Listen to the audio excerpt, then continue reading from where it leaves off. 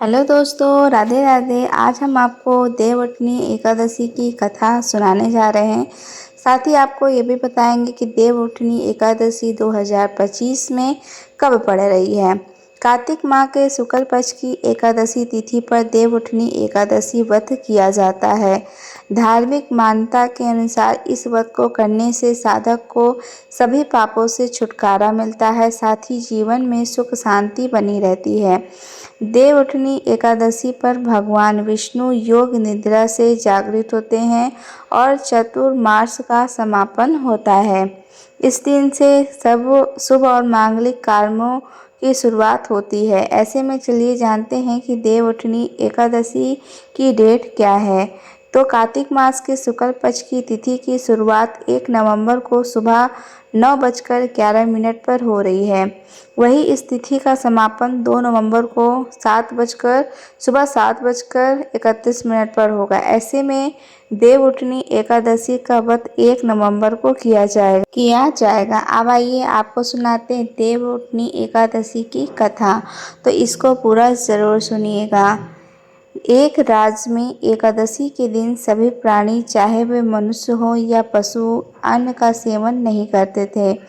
एक दिन भगवान विष्णु ने राजा की परीक्षा लेने का निर्णय लिया और एक सुंदर स्त्री का रूप धारण करके सड़क के किनारे बैठ गए। जब राजा की भेंट उस स्त्री से हुई तो उन्होंने उससे बैठने का कारण पूछा, तो स्त्री ने उत्तर दिया कि वह असहाय है। राजा उसके सौंदर्य से प्रभावित होकर बोले कि तुम रानी बनकर मेरे साथ महल चलोगी। तो सुंदरी स्त्री ने राजा के समक्ष एक शर्त रखी कि वह तभी इस प्रस्ताव को स्वीकार करेगी जब उसे पूरे राज्य का अधिकार दिया जाएगा और राजा को उसके द्वारा बनाए गए भोजन का सेवन करना होगा। राजा ने इस शर्त को मान लिया। अगले दिन एकादशी का अवसर पर सुंदरी ने बाजारों में अन्य दिनों की तरह अनाज बेचने का आदेश दिया। उसने राजा को मांसाहार खाने के लिए विवश करने का प्रयास किया। राजा ने उत्तर दिया कि आज एकादशी के व्रत के कारण वह केवल फलाहार ग्रहण करते हैं।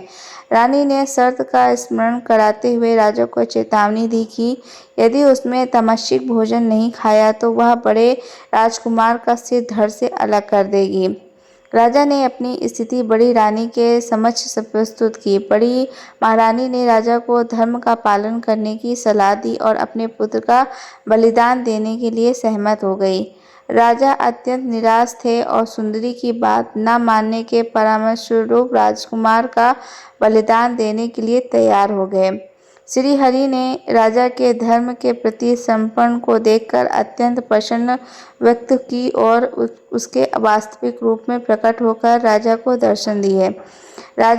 विष्णु जी ने राजा को बताया कि तुमने मेरी परीक्षा में सफलता प्राप्त की है।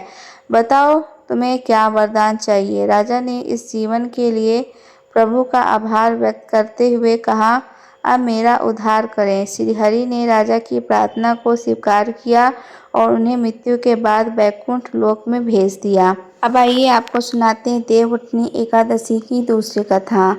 देवउठनी एकादशी के अनुसार लक्ष्मी जी ने भगवान विष्णु से कहा कि वे 4 महीने विश्राम करें, क्योंकि उनके जागने से उन्हें सेवा का समय नहीं मिलता। तो भगवान विष्णु ने लक्ष्मी जी की बात मान ली और वर्षा ऋतु में 4 महीने के लिए शयन करने लगे और इस अवधि को चतुर्मास कहते हैं और इस दौरान शुभ कार्य वर्जित हो जाते हैं।